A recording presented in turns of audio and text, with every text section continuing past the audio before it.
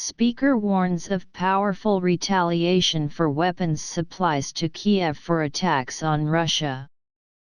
If Washington and NATO countries send arms that will be used for attacks on peaceful cities or attempts at occupying our lands, a threat they have been making, this would provoke retaliatory measures with the use of more powerful weapons, Volodin wrote.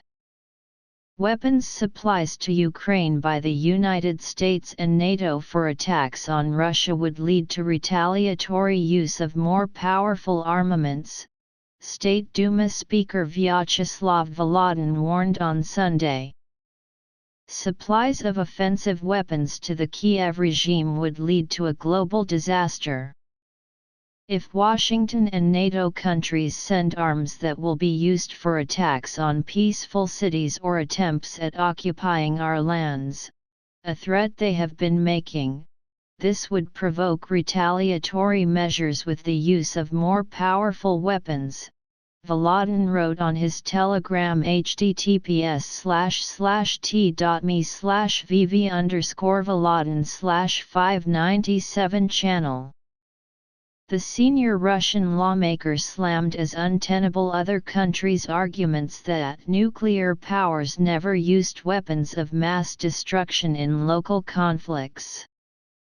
Those powers never faced a situation where the security of their citizens or their territorial integrity was at stake, he argued.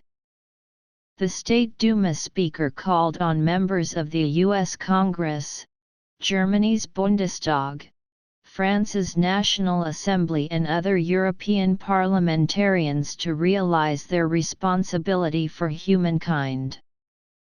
By their decisions, Washington and Brussels are pushing the world to a disastrous war, to military operations that will be quite different from what they have seen so far, when only military and critical infrastructure being used by the Kiev regime has been attacked.